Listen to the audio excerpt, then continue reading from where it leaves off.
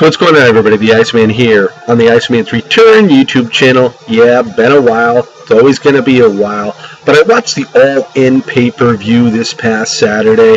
Cody Rhodes against Magnus becoming the new champion. Good match. Good match. I think all in all the pay-per-view was pretty good.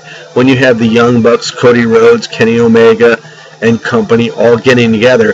And the bottom line with this All-In pay-per-view, it's not over. It's really not. I think they're going to have another pay-per-view coming out called Something for Nothing or whatever. Words to that effect. Yeah, it's not over. And like Cody and the Young Bucks and Omega said, we don't want to be involved in just one wrestling promotion. We want to be able to do our own thing, and I think is something that they're going to do, and it went over well, and that was the big thing. I mean, the buy rates did pretty good, and everybody was looking forward to watching it, and I think we're all getting a little tired of the monotonous schedule and the pay-per-views of the WWE, which are so redundant.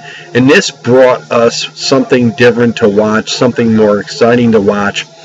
Unfortunately, we didn't get to see on the pay-per-view after it was all said and done that Chris Jericho came out after it went off air and beat the hell out of Kenny Omega. So that was something interesting as well. So that, look for better things to come, realistically, so I'm looking forward to seeing that. And what do you guys think of Dolph Ziggler and McIntyre becoming new WWE Raw Tag Team Champs? I think it's different. I don't know what they're going to do because Ziggler is a SmackDown guy. Will he go back to SmackDown? I don't understand what the WWE is doing, bringing people from SmackDown and having them on a Raw for a number of weeks and whatnot.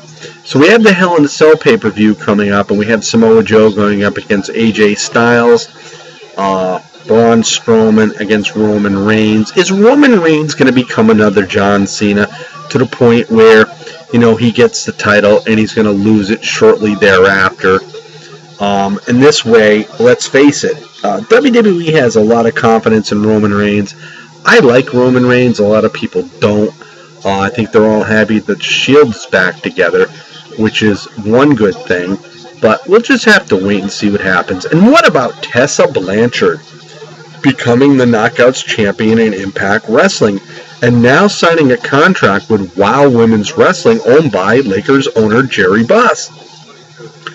It looks as though she is the girl of the future in women's professional wrestling, and that's how people are looking at it. And it sort of like pushes aside the Ronda Rouseys of the world. Yeah, Ronda Rousey is the WWE Raw Women's Champ, but again, she's getting the Brock Lesnar treatment in the WWE coming from UFC. I don't like the fact that she's getting that kind of treatment. I think if they brought her in and she earned her way to the top, that's one thing. But what did she do to get a women's title shot? She did absolutely nothing. And that is my problem in the WWE when you got other women that wrestle their butts off night in and night out. Rousey comes in.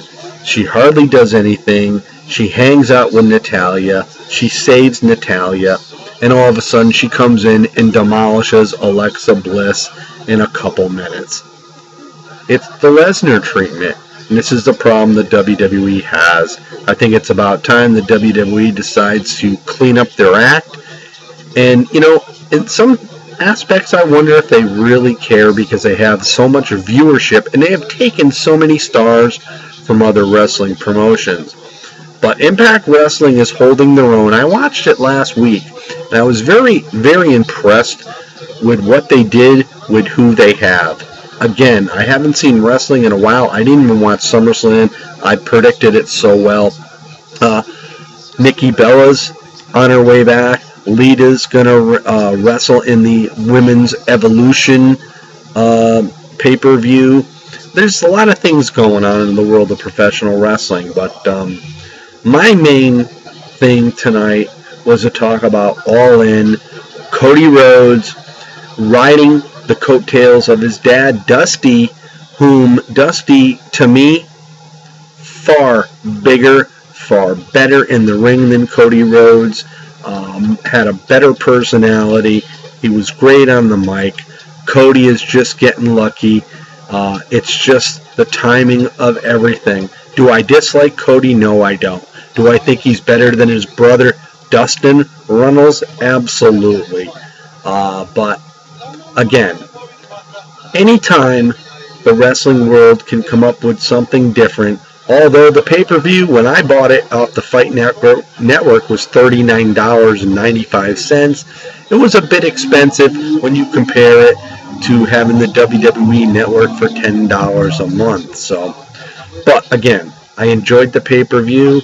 I thought it was good, and we're just waiting to see what else comes from the Young Bucks, Cody Rhodes, Kenny Omega, and company. So there you have it. A video. It's been a while. Going to be posted on the Iceman's Wrestling Extreme on Facebook. Peace out, everybody. Have yourself a great night. We'll see you next time.